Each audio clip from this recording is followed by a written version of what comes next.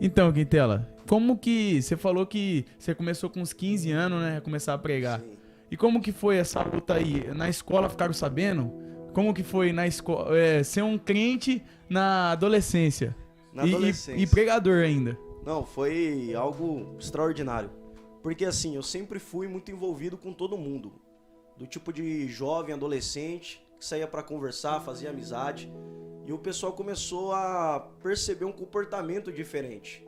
Isso aconteceu quando Deus ele me chamou pela primeira vez. Sou filho de pastor, como o pastor Anderson Gomes disse. Filho de pastora, uma mãe bem brava ainda. Mas mulher de Deus. Eu também sou filho de uma mãe bem brava. Bem brava. Mulher Eu nem de posso Deus, falar. Você já imagina como é que é. Mas minha mãe é uma bênção. E eu me lembro, eu vou contar essa experiência aqui. Pode Agora? contar? Ô, Pega agora! tudo. Eu fui Entrega, numa varão. reunião de oração com um amigo meu. Olha que maluquice. Crente não gosta de ir pra reunião de oração. Mas o encontro que eu tive com Deus foi numa reunião de oração. 6 irmãos que foram pra orar. Olha que maluco. 6 irmãos que foram pra orar e 3 nem eram crentes. 3 não eram crentes. E eu era meio crente, meio não crente. E eu fui com meu amigo orar e ele disse assim, o nome dele é Eric. Ó, nós vamos orar agora das 8 horas da noite até as 9. Aí eu pensei comigo, das 8 às 9? Mas eu não consigo nem orar das 8 às 8h15, vou orar até as 9. Daí apagou as luzes, começou um louvor ali. E eu comecei a falar com Deus, e quando eu falava com Deus, eu imitava a oração do meu pai. Tentava orar bonito. Falava assim, que os anjos desçam aqui neste lugar, que a glória de Deus se manifeste. E eu começava a usar a palavra bonita, chamar Deus de soberano, altíssimo, eterno, mas eu não sentia nada. Aí eu parei, olhei pro relógio, eu tinha passado 10 minutos só. Eu tinha gastado todo o vocabulário que eu tinha. Comecei a falar com Deus sincero. Falei, Deus, eu não queria estar aqui. Eu não gosto de orar. Meus pais tentam me motivar a ir para a igreja, mas eu não sei o porquê de ir para a igreja. Não vejo nada diferente. E enquanto eu falava, eu sentia a glória de Deus se manifestando sobre a minha vida pela primeira vez. Meu corpo começava a queimar. Eu até sentia a brisa do ventilador batendo por fora, externamente. Mas internamente, meu corpo queimava.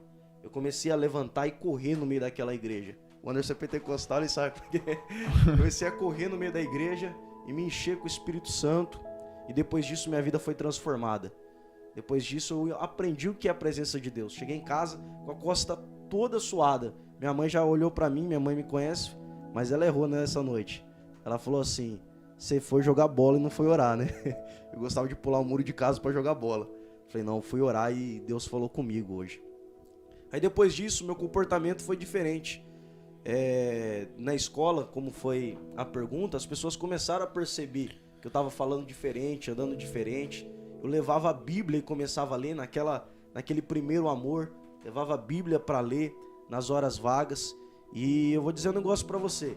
Quando você fica na brecha, quando você fica no centro da vontade de Deus, você influencia as pessoas que estão ao seu redor. Glória a Deus. Porque eu me lembro que eu fazia cultos lá na sala. E vidas aceitavam a Jesus, porque eu pregava a palavra. Eu tô falando. Prega tudo. Teve Pode falar, varão. um culto de ação de graça. Olha que loucura. A professora de inglês fez um culto de ação de graça.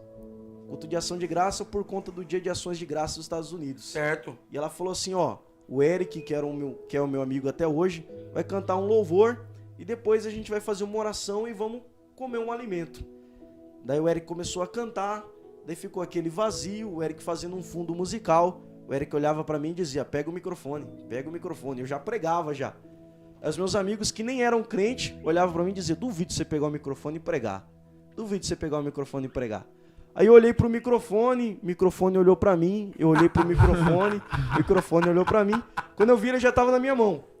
Daí quando ele tava na minha mão, comecei a pregar. Preguei a palavra, eu vi que algumas pessoas davam risada, outras choravam, outras prestavam atentamente. E olha que interessante.